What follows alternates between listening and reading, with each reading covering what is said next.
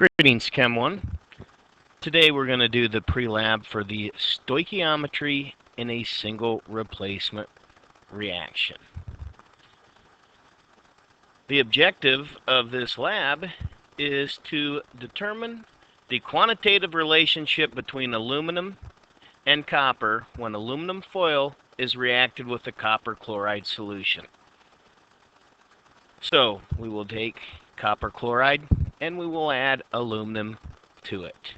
Some safety issues here. Copper 2 chloride is a skin and respiratory irritant. Also, boiling water can cause severe burns. Obviously, anytime we heat anything in the lab, we are wearing our safety goggles. So let's go on to the laboratory procedure.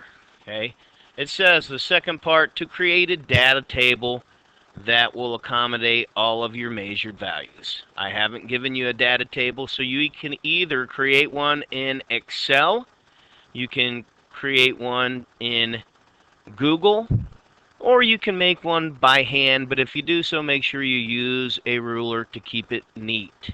Keep in mind such things as units, significant figures.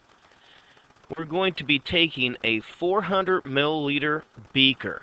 You need to put a piece of tape on it and label it because we will be putting this 400 milliliter beaker into an oven later on to heat it for the weekend. So what you will do is you'll put your name on it, you'll get the 400 milliliter beaker, you will determine the mass of the beaker. You'll obtain 15 grams of the copper 2 chloride, determine its mass exactly. You will also obtain between 1.00 and 1.25 grams of aluminum foil. You need to take the aluminum foil, rough up the surface with some still wool. Okay, rough it up. After you have roughed it up, then you can determine the total mass and record it in your data table. We're going to take the 400 milliliter beaker, add the copper 2 chloride to it, and put also about 150 milliliters of distilled water. You're going to add 2 grams of sodium chloride to this also, but that sodium chloride is only a catalyst. It is not involved in the chemical reaction other than to speed it up, so it does not need to be included. It does not need to be included in your calculations. You're going to heat the solution of sodium chloride until it is boiling.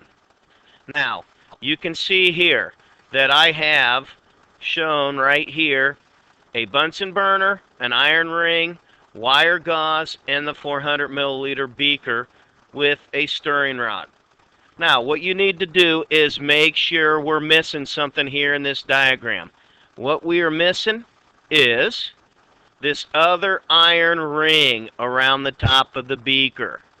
Okay, I will show you before we do the lab why we need this iron ring. So you're going to need an iron ring on the top, iron ring on the bottom, the wire gauze to sit on it, and make sure it's high enough that the Bunsen burner will fit under it. This is a safety precaution. It makes it a lot sturdier, and it makes it tougher to knock off the beaker from the wire gauze. So make sure you include that second iron ring.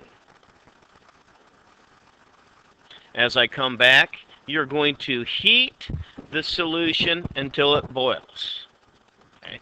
Once the solution has reached the boiling aspect, you are going to add pieces of aluminum a little bit of at a time.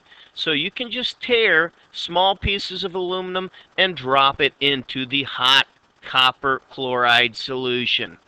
If you notice right here, there's an incorrect. This is incorrect because it says copper sulfate solution. You don't have copper sulfate, you have copper chloride. So make sure you do not get confused on that. It is not copper 2 sulfate. Continue heating the solution until no more of the aluminum is visible.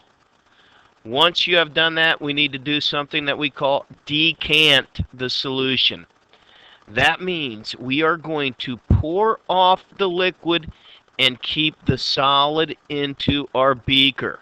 We are trying to measure the solid, so we do not want to pour it into the waste beaker. So your original 400 milliliter beaker, you need to keep as much of the solid in that beaker as possible, because if you're dumping it into your waste beaker, you're losing mass, and that's going to affect your results. After you have decanted the solution, you can dispose it down the drain. You will have a solid left in your 400 milliliter beaker. What you need to do with the solid is wash it several times with distilled water. That means just to put some distilled water in the beaker, swirl it around a little bit, and then decant that water again, and you can pour it down the drain. Once you have done that a few times, you can take the beaker and place it into the oven, where we will let it remain until the next class period, where we will complete the final massing of the solid. We need to have that mass of the solid dried so that we don't have any added mass of water or the decanted solution onto that solid. Once again, Chem A, this has been the pre-lab for stoichiometry in a single replacement reaction. Let's investigate.